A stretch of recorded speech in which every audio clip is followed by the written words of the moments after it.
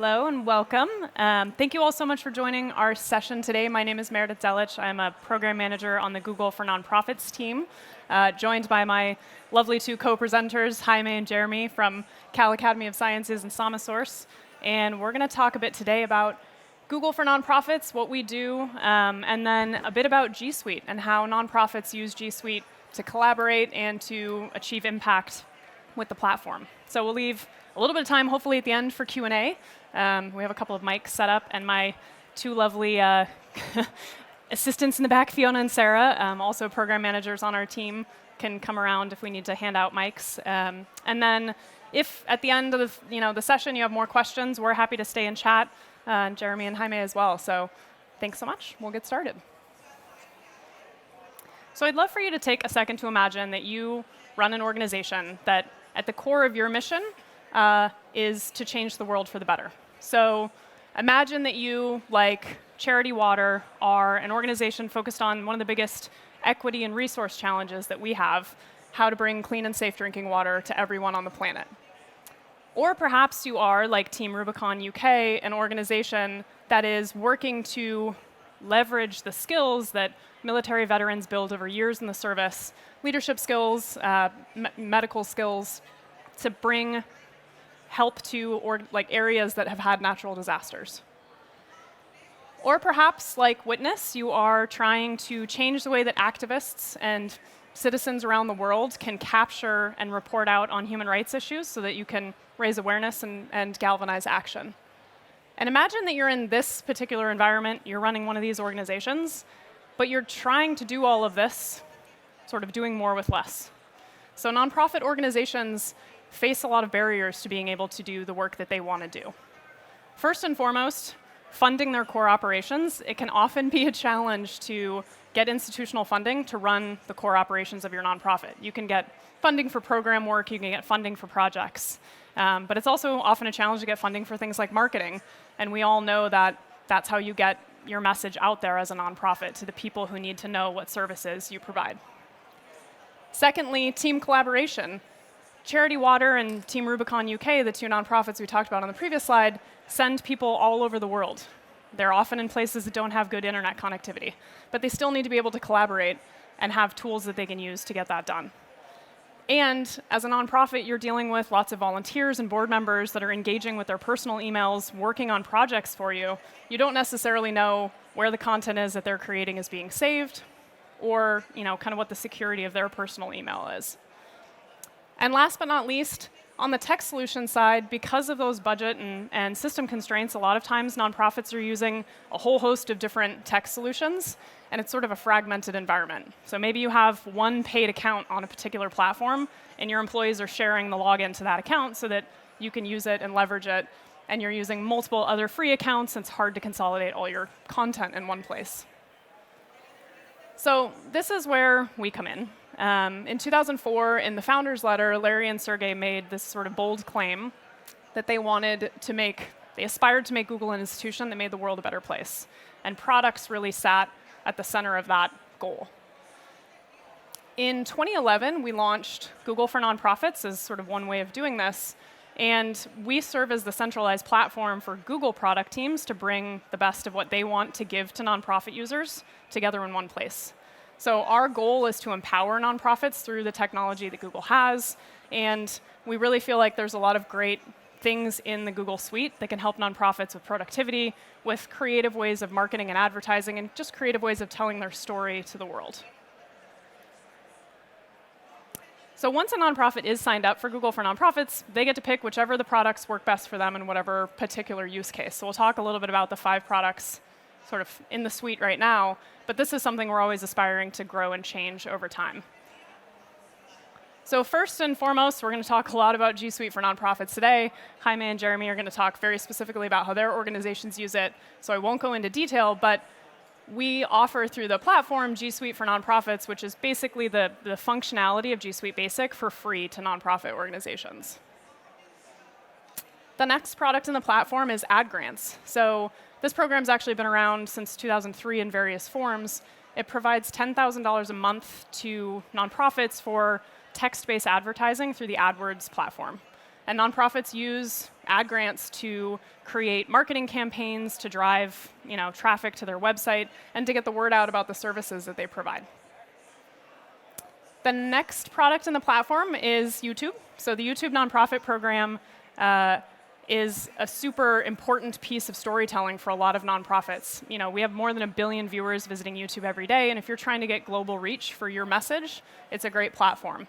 So anyone can create a YouTube channel. The nonprofit program allows nonprofits a couple of additional perks. So things like donation cards in the United States and access to YouTube Spaces, which are production facilities where nonprofits can come and shoot and edit video that they can use. The fourth set of products in the platform is around Google Earth and Maps. So similar to YouTube, there's a lot of great free parts of Google Earth and Maps that nonprofits leverage, things like My Maps and Earth Engine and Tour Builder, to really create immersive experiences for users to interact with and look at map data. But on top of that, nonprofits get access to $250 a month of credits for the Google Maps platform to dig in more with the developer tools that exist there. And last but not least, donation tools. So one of the big things, obviously, that's important for nonprofits is figuring out a way to meet their donors where they are, kind of capture that spirit that people have. So the two pieces of the donation tools piece of the platform are the One Today app, which is a free mobile app anyone can download that basically allows the user to look at a nonprofit project once a day and decide, is that something that they want to donate money to, donate directly through the app, encourage friends and family, and get a little bit of that competitive spirit going. And the other option through donation tools is to enable a donate button in the knowledge panel that shows up in Google search. So if you're a nonprofit that has that knowledge panel that pops up when you're in search, you can enable a donate button for users that might actually want to just take that action right away. So right now, we have more than 100,000 nonprofits around the world that are signed up for Google for Nonprofits and are active users of at least one of these products, and most of them are using more than one. The platform, I think, is kind of interesting because it really does meet the needs of a very wide range of organizations. So Anaheim Ballet is a nonprofit that's based in Southern California. They do very much what their name implies. They're a ballet company. They do a lot of great work around art and dance. They leverage YouTube to put their performances online so that more people can see them than maybe just the folks that would show up in person. On the other end of the spectrum, organizations like Action Against Hunger, it's an 8,000-person international, multinational nonprofit. They're using Google tools to achieve this very large mission that they have to eradicate world hunger. So if you're interested in learning more, all of these nonprofits are community stories. We've sort of talked about what they use in terms of the products and the impact it's helped them achieve at our website at google.com/nonprofits. So I'll pause for a second, pivot a little bit. We want to talk a bit today about how G Suite helps to enable nonprofits to do what they are trying to do better, faster, more efficiently, really being that enabling function. So I'll talk a little bit about examples that we hear on the Google side from talking to nonprofits, from user studies, to give you a little bit of a sense for what we hear across the spectrum.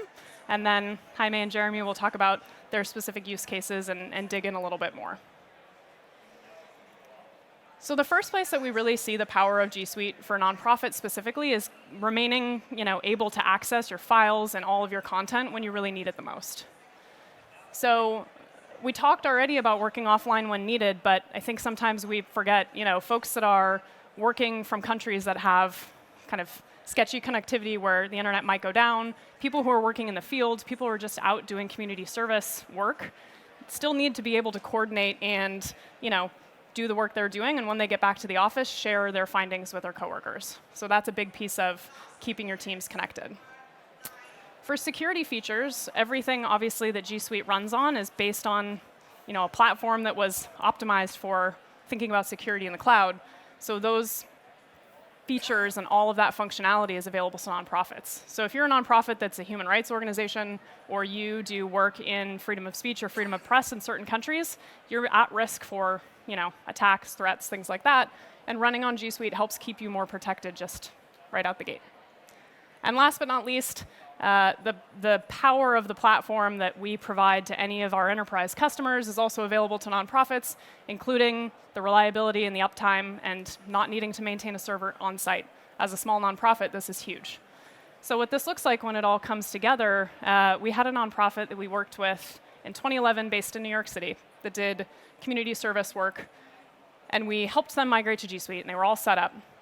2012, Hurricane Sandy hits, which was the biggest Atlantic hurricane on record at the time. The executive director of that nonprofit emailed our program team, literally from a darkened basement, and said she was able to get her staff on site. They started doing food distribution. They were able to get all their participant lists and go check on people. And she knew that all of her kind of sister organizations doing similar work in the city didn't have access to anything. And she credited that ability to really jump in and help when it mattered most to the fact that they were running on G Suite at that time. Another one, this is obviously a common use case for many businesses, but very important for nonprofits as well, making sure to connect teams across time zones. So using the combination of different functionality within G Suite, having calendar and Hangouts so that you can organize meetings, talk to each other face-to-face, virtually. Flexible sharing settings so that you can actually work on the same kind of content across time zones or offices, same docs. You don't have to be emailing attachments back and forth and hoping that your grant proposal that you've sent to your director of development that's sitting in their inbox is going to get finished in time to send in.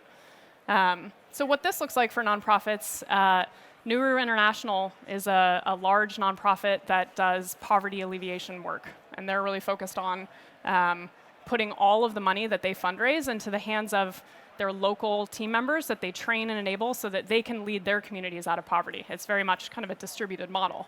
They don't have a centralized office in the US.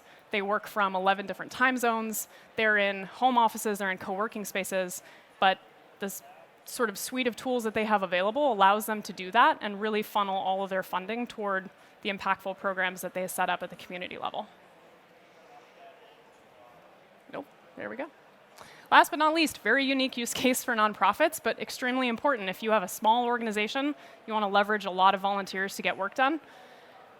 All of the different kind of creative ways that nonprofits use the tools within G Suite to run their volunteer programs. So Team Rubicon UK, which was one of the nonprofits we talked about at the beginning, they had their volunteers on the ground within 24 hours after Hurricane Matthew hit Haiti in 2016.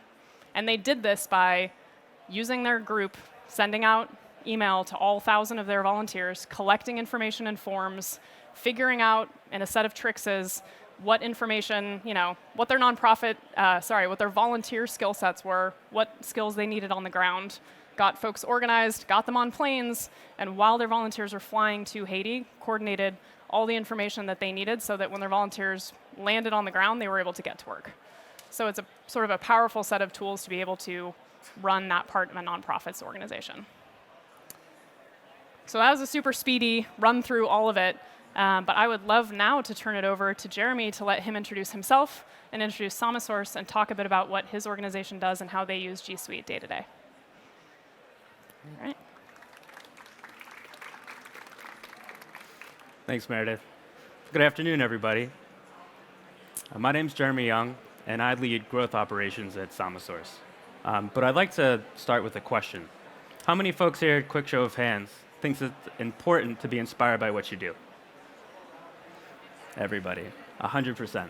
Well, what I'd like to talk about is how I'm inspired to use world-changing technology to actually help change the world. So what is Samasource? For those of you who aren't aware, what we do is we connect folks who live below the poverty line with dignified digital work. What does that mean? What that looks like is working with companies like Getty Images, Google, and taking large data sets and breaking them down into much smaller ones. What we're able to do is, rather than throw those data sets out to the crowd or an unmanaged workforce, is provide training, a living wage, to provide life-changing results for our workers. And I wanted to share this quote from Fast Company's Most Innovative Companies that says, Samasource is redefining what it means to be a not-for-profit business.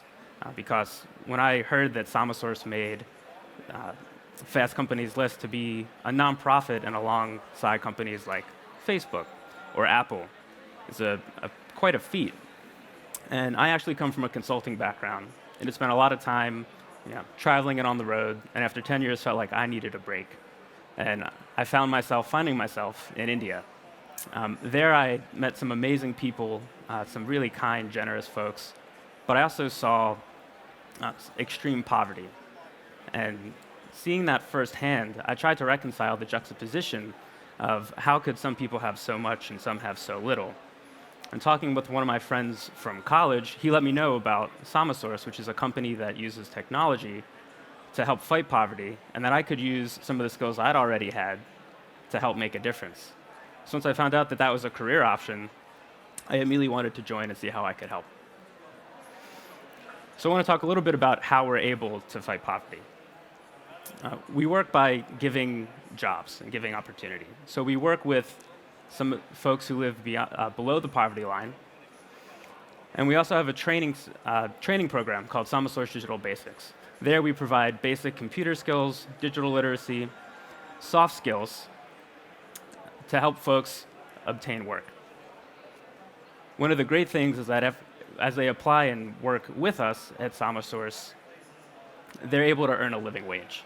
I'll get into what this looks like in just a few minutes. Part of what they're able to do with us, however, is develop get work experience. And so what that looks like, over time, folks can work on varying levels of complexity projects.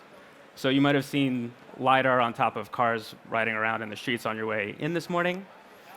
We work with some of the leading car companies to help go through the hundreds of thousands of images that help make self-driving car algorithms a bit smarter.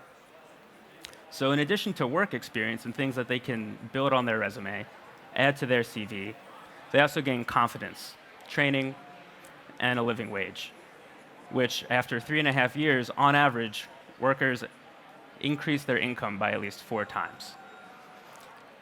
One of the great things is that we've been able to use Google to help prove this out. We partnered with MIT and conducted something called a randomized control trial, which is essentially what you'd need to do if we were a pharmaceutical company and tried to prove the efficacy of a new drug and wanted to bring it to market. So by surveying our workers, using a rigorous methodology that we developed, and using tools like Google's to pull insights from that data, we've proven that it's good business to do good. And that model is called impact sourcing. What impact sourcing looks like in action, I want to show some pictures here.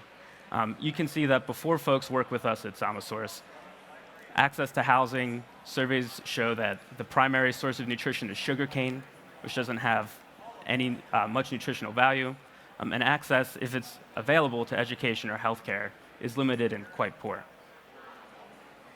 If you fast forward 3.5 years after working with us, workers earn almost 4 times more than when they worked with us before. One of the amazing things, besides access to safe housing, again, survey results show that they're able to buy healthier food. They also have access for themselves and their families and dependents to higher education and to healthcare. To date, Samasource has been able to help 45,000 people out of poverty. But to be able to have an impact this size required us to grow, scale, and be flexible. So it's been quite a journey to get to 45,000 people. On the left, you'll see our first project manager, accountant, project team, and center director. Besides the project team, that's all the way in the bottom left corner, and her name's Laila Jana. She's our CEO. And she founded Samasource 10 years ago. They were working out of internet cafes. So how do we go from working out of internet cafes with just a handful of people in 2008 to being one of the largest employers in Uganda and having 2 centers where we employ thousands of people every day? Google was a big part of that. We had to grow, we had to be able to scale, and Google provided that flexibility. Like Meredith mentioned, we're also grateful to be able to be one of the hundreds of thousands of beneficiaries who are able to afford or receive this for free. As a nonprofit, we have all the same challenges as a business, but with the profit of a nonprofit, or excuse me, with the budget of a nonprofit. So I'll get into some specific examples of how we were able to do that, but One of the key things for us, and as we grow and being able to train workers, we need to be competitive. And so with the flexibility, but also the strength that Google provides, we're able to create processes that help have us have some of the best quality and be competitive against folks who have millions of dollars in funding and go up against them and provide jobs and opportunity for our workers. So I want to talk about a few key features of Google, flexibility that it affords us. But rather than having me continue to talk about it, I want to hand it over to Sarah, who has a much nicer accent than me, and will walk through this demo.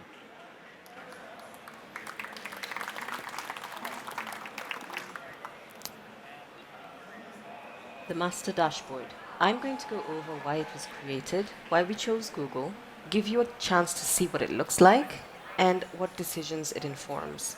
The master dashboard is a tool built on Google Sheets that aggregates and reports on SummerSource's business operations data. Prior to its creation in 2015, our business operations data was being tracked in distinct Google Sheets with no standardization or set processes. Of course, this made it incredibly difficult to get an accurate picture of our organization's health and to measure how we were performing against our targets. The master dashboard was born out of the need to close this gap in our internal reporting. As a nonprofit, the majority of our resources are allocated to programs and expenses that directly fund our global mission. As a result, our operations budget is tightly constrained. We chose to build the master dashboard on Google Sheets because it's a cost-effective tool that meets most of our business needs.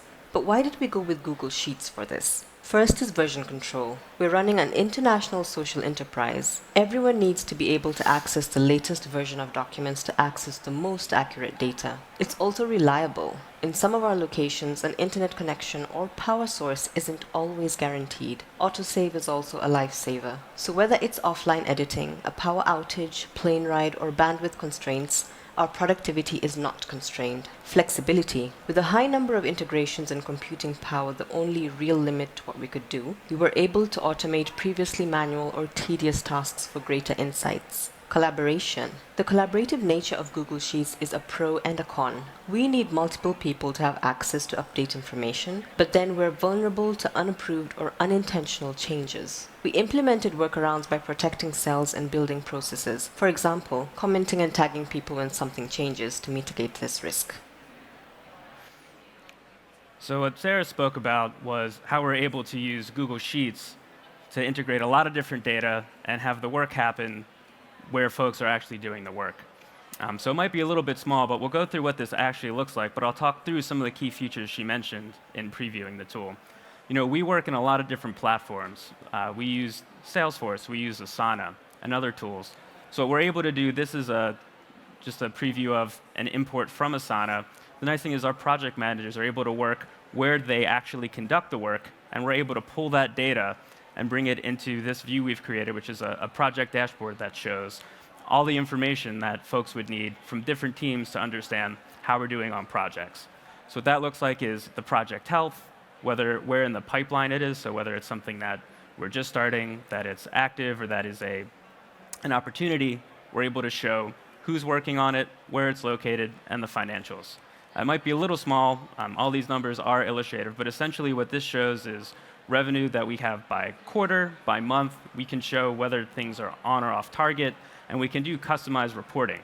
The nice thing about this, again, is that we can have folks do the work where they're working, and any changes are updated and flow in real time to this view. So whether you're somebody who's one of our project managers, leadership, or in our finance department, you're able to get a real-time view into our data. And having that's critical for us to make sure that we can be competitive. We can also take this data and cut it in a few different views. So depending on the user you are, you're able to take a look at how you're managing revenue by product manager, how we're doing and seeing if we're on track. We're also able to take a look by project type and also how we're doing. So what's the status, and take a look to try to draw some trends from all of the data. Finally, we're also able to take a look at sales data to show how we're trending and whether or not we're on or off target so we can adjust our sales strategy. So that's just one of the ways that we're able to harness the power of Google. Like Sarah mentioned, some of the key features about Google Sheets can be a pro and a con as well. With Google Sheets, if somebody updates one thing, if they make a mistake, that could provide a lot of wrong information. So we have worked to create some processes to help with that. And again, some of the things Meredith touched on before and that Sarah mentioned in terms of making sure that everybody has access to the latest versions, no need to send files, and it's very easy to provide access, are just some of the benefits why we use it. And next, I'd like Sarah to just explain a little bit about our time tracking tool. And Sarah is actually one of the folks who leads our Sama Digital Basics training, and so I wanted to make sure that folks from the field got some representation here as well. Time tracking. I'm going to go over why it was created, why we chose Google, take a look at what it looks like, and what decisions it informs. One of SummerSource's core values is grit, pushing through obstacles. But what happens when grit turns into grind? When our employees are consistently over capacity? How do we prevent burnout? Our first step as an organization to address these concerns is to collect data. How are people spending their time? Which activities are taking up the most time? Which are taking up the least? We needed a tool that we could implement relatively quickly with a low overhead cost to get us the data we needed to more effectively capacity plan and load balance. Thus, our Google time tracking solution was born. We chose Google for multiple reasons. The team is already familiar with Google's suite of products, and this significantly reduces training time. We can customize the data capture and reporting to suit our needs. Best of all, it's free. We didn't want to invest significant capital in a short-term solution, knowing that we were working to develop a more robust tool that will require more resources. The general form. So how does it work? At the end of each week, every team member pulls up the Google Forms for their geography and submits their time tracking data aggregated for that week. We have two forms, one for submitting general time and one for submitting billable time. This helps us automate the reporting on the back end by exporting the data in a format that's easier to build pivot tables off of. We also needed distinct forms for each geography to keep the volume of submissions manageable and give agency to each team in managing their own compliance. SummerDC time tracking G-Sheet. Once the data is captured, we do some initial reporting in G-Sheets in distinct workbooks for each geography. The majority of our reporting happens in Tableau, which allows us to import data from each geography and build comprehensive reports. Tableau.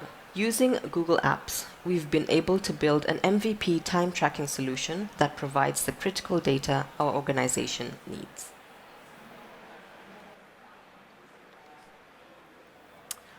So like Sarah mentioned, we were able to use Google, the fact that it's quite intuitive to develop an MVP solution in just a couple of weeks. The nice thing is we've been able to roll that out and gain insights immediately. So with the help of world-class technology like Google, we've been able to do our part to try to help change the world. I'm really excited to bring on stage Jaime and tell you about how one of my favorite Bay Area nonprofits takes advantage of Google as well. Thank you. That's my clicker. Good afternoon. It's tough to follow Jeremy, but I'm going to try. Hearing about the work that SummerSource does just kind of reinforces how amazing it is to be part of the nonprofit community, something that I've been a part of for over 13 years. So today I'm representing the California Academy of Sciences, which is a 165-year-old institution that's based here in San Francisco, California. It's been an oasis for many San Franciscans and for millions of visitors that pass through our door every year. And at the Academy, research and education are at the heart of everything that we do. We have about more than 100 researchers distributed around the world and also doing research on-site here at the Academy of Sciences locally. And we also have a collection that's significant. We have about 46 million specimens in our collection, and that's growing every single day. That makes it one of the single largest catalogs of life in the entire world, and that's becoming more and more apparent every day as we think about the impacts of global warming and all the changes to the environment. So we're really happy to have that as well.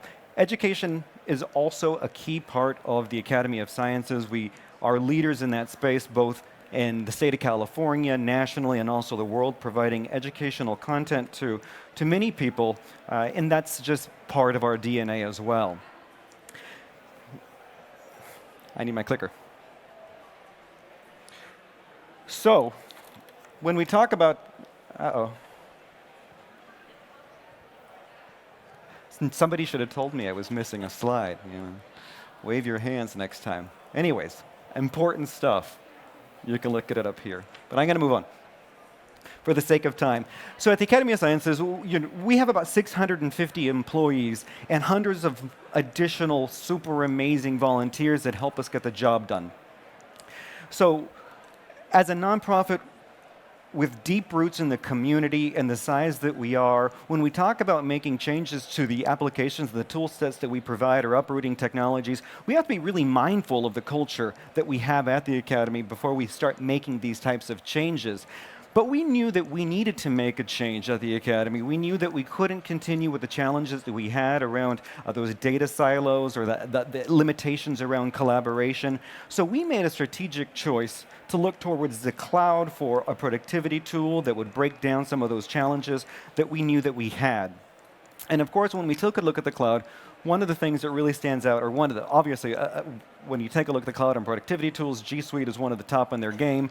It certainly does help that they offer it to nonprofits at no cost, so that helped the story out a little bit too. But it was, beyond that, a very capable tool. And when you talk about this type of project, well, let me back up just a second. So when we started down this journey of replacing our productivity tool with G Suite, a lot of our users were familiar with G Suite in their personal life, but weren't necessarily sure that it would be something that could be appropriate in the workplace. So when we started floating this idea around, we were getting all types of different reactions from folks. Some of them were cautiously optimistic, we'll say. Other people were just downright skeptical about the ability for G Suite to replace everything that they were used to. Again, this is an institution that's been around for over 100 years, and a lot of folks have been there for 30, 40, 50 years. So doing something like this really took a lot of convincing. But we had a couple of different factors that were important in our journey. One of them was executive support. And it doesn't matter the size of your organization. When you do a project like this that impacts everyone's day-to-day life, it's super important to have buy-in from that executive level. That'll certainly help with this process. Another thing that we were lucky enough to have was a group from Google for Nonprofit, that was volunteered their time to help us out with our rollout implementation. That's their photo there on the side. I'm forever grateful to them, although I don't think anybody from that team is here today. And they were able to work with us to develop a really comprehensive plan for the rollout at the Academy. One of the things that was really important in that plan that I thought I wanted to talk about today is how important it is to listen to what your users are saying, listen to what their concerns are. When you do this type of project, it's not just a technical project. This is a huge exercise in change management. So listening to those concerns and standing in front of those is critical. Making sure that you have their ears and that you keep them open to the idea of what's coming down the road was critical to our success. I'll just fast forward. We did everything in one day. We cut over our email, our calendar, our productivity suite over the course of one evening. Everyone came in, and the next day they were on G Suite.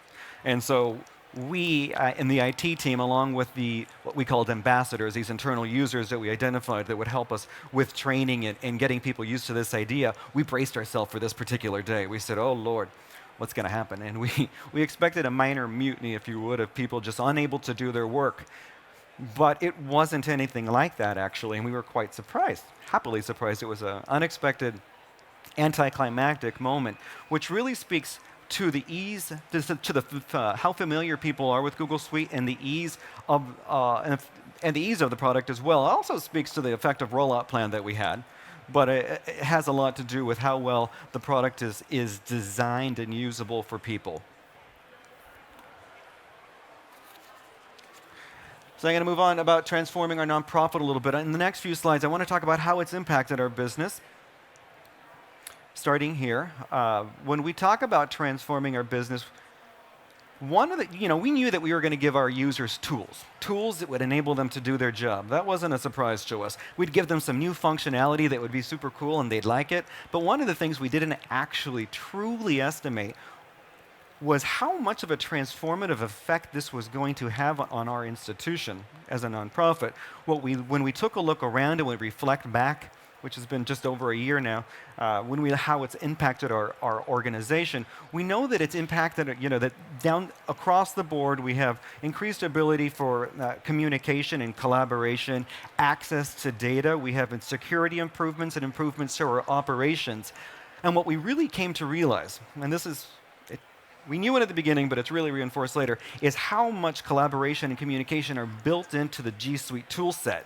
It's just in every application, and that's something that, when put into place at the Academy, just led to a domino effect of positive change in the way that we work. So when we take a look around, we see all of our groups doing different things now because of G Suite. When we take a look at our HR team, HR's onboarding process has been impacted by Google Suite. When we take a look at the way that our guest experience team at the museum is tracking guest and visitor impact, that's being impacted by Google Suite. And we take a look at research, the way that we're planning our expeditions and the way that we're collecting data remotely in the field, those are all been impacted by our move to Google Suite. So this domino effect of changes is something that we're really happy to have seen at the Academy of Sciences. All right, operational impact, collaboration. One of the challenges that I think we're all familiar with, this isn't necessarily just for nonprofits, but it hits us pretty hard in the nonprofit space, is the ability to provide enough storage, right? The rate at which we're creating data and needing to store information, the way that people are accessing information, those have been very challenging for us to accommodate in the nonprofit space. So with Google and G Suite, we've been able to address some of those challenges in really creative ways across our organization. And in ways that traditional on-premise storage systems just wouldn't permit. I think we're all familiar with the old ways of our file storage systems at work. They were just siloed and you couldn't really share, which led people to do all kinds of crazy things just to get their information to home, to work, or to another coworker. So G Suite has really changed all of that for us. And at the Academy, one of the teams that really started taking advantage of this right away was our aquarium team, our Steinhardt aquarium team. And what they did early on is migrate all of their files to Google and Google Team Drive. And instantly what that provided them was centralization of their information. Previously, that information was stored in different places that was required just to give the necessary people access to that information. And they're also consistent. It's also providing them a consistent way of accessing that information. And so the biologists on their team are getting the information they need to effectively take care of their business. And they have a big job over there. They're taking care of over 38,000 living creatures on a daily basis. So they're always looking for new ways to improve their operation. So when the biologists are out there doing their work nowadays, they are using all parts of the Google G Suite platform. They're using Google Sheets and to track the animal health information using basic things like conditional formatting, but using those with the integrated tool sets that come with Google Suite, such as Google Sites, and using the flexible controls and the granular controls that are available to make sure that the information stays consistent and accurate and available to all their users at the Academy. All right, operational impact, access to information. I wanted to talk a little bit about our experience with moving to Google Sites. So I've been doing IT for quite a while, and one of the things that I've learned through the School of Hard Knocks and maybe just experience is that really the right tool makes all the difference between something becoming shelfware or something becoming truly absorbed into your day-to-day life, something that doesn't just feel like it's been dumped on you or shoehorned, for lack of a better word, that just becomes unusable to many people.